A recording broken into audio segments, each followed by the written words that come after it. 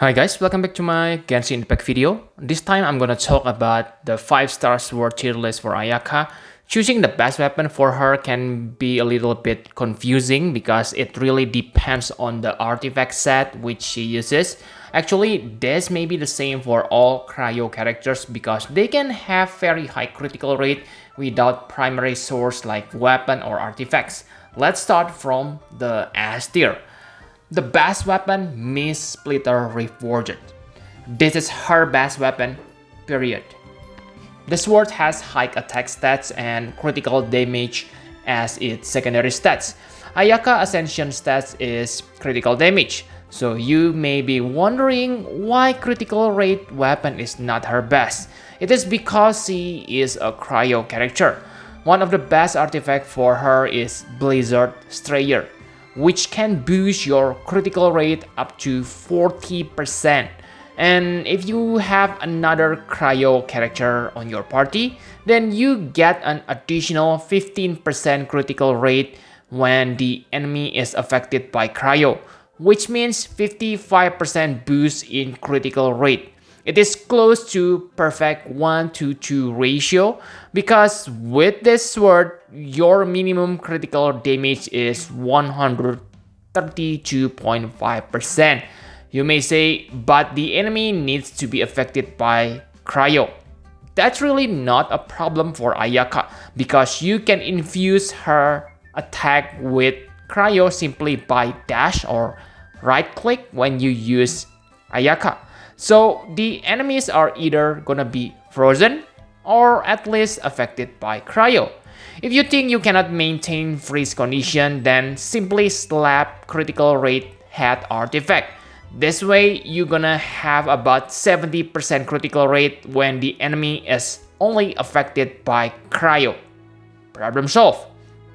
The effects of this sword is also pretty decent for Ayaka. You can get up to 40% elemental damage boost, not normal or charged attack or anything, which means this sword increase your elemental skill and burst damage too.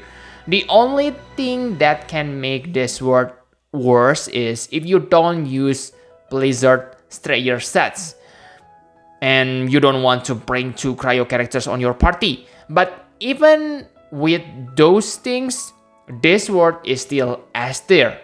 However, in that situation, you may want to use the second best sword, Haran Geppaku Futsu. The sword has lower attack stats than Miss Splitter Reforged, but the critical rate secondary stats gonna help your critical rate stats if you don't want to take benefit from Blizzard Strayer stats.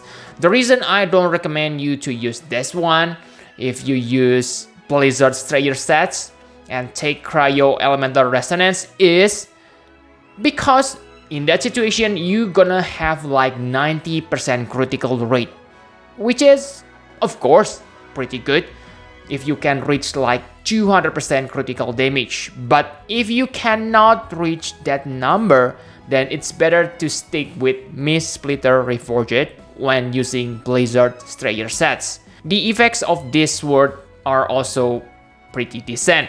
However, it is split between elemental damage and normal attack boost. Sure, Ayaka has nice normal attack damage, especially after using Kamisato Art Hyoka or her elemental skill. But in most situations, we default to using her charge attack, which means the boost is kind of forcing you to use your normal attack instead of charge attack. And this also means the effect is not that good for hit and run Ayaka. Those are swords on S tier. Now let's move to the A tier. The first sword on A tier is Shamit Saper. The sword has medium attack stats, and the secondary stats is really useful for Ayaka because she has 342 base attack, which is the second highest attack on the game. So she can get the most from this sword secondary stats and effects. However, I really recommend you to use Blizzard Strayer sets for this weapon because you probably want to equip critical damage on your head artifacts. So it's better to get critical rate from other easy sources like Blizzard Strayers. The real weakness for this sword is you need to have shielder on your party. So if you don't have one, I really don't think you should use this sword. The next sword is probably better. The second and last sword on A tier, the Primordial Jade Cutter. The sword has low attack stats, but saved by the effect of the sword, which boosts your attack based on your health. So the redeeming quality of the sword is a very high critical rate, which is always nice for most characters. Unfortunately, that's not important for Ayaka if you equip Blizzard Strayer sets. And unlike her brother Ayato, Ayaka doesn't synergize with health stats, which make the health boost simply become nice feature, not a must-have.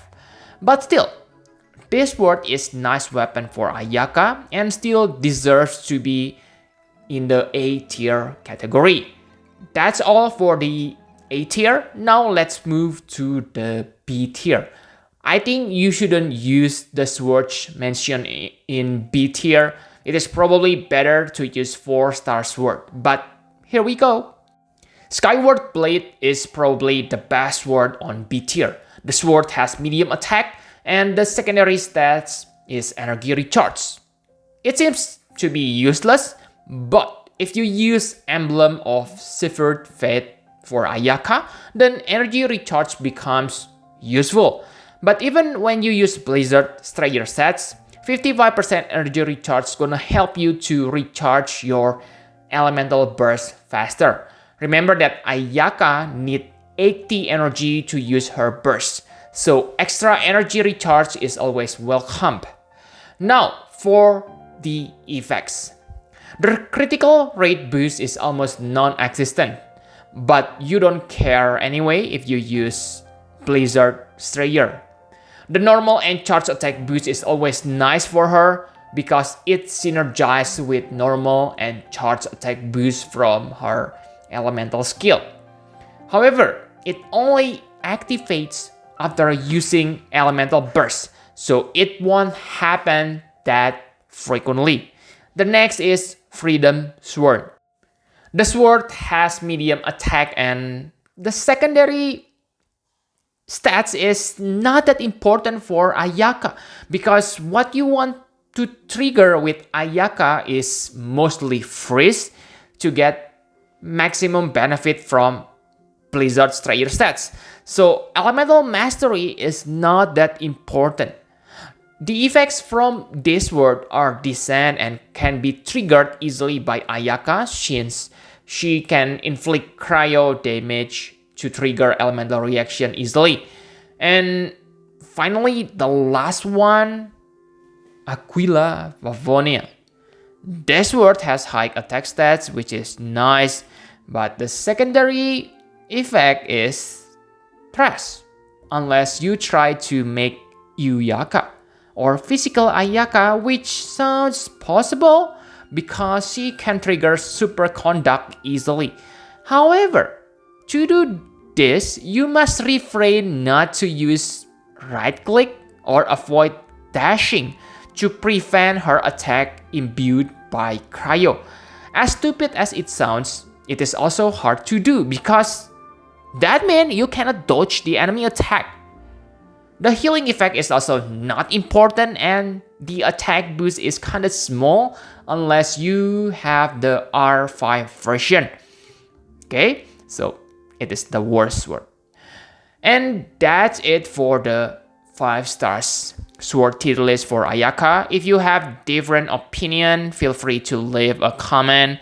I will make the 4-star sword tier list on the next Genshin Impact video. So make sure you subscribe and ring the notification bell so you don't miss it. Please like and share this video if you find it useful. Thanks for watching and see you on the next Genshin Impact video. Bye bye.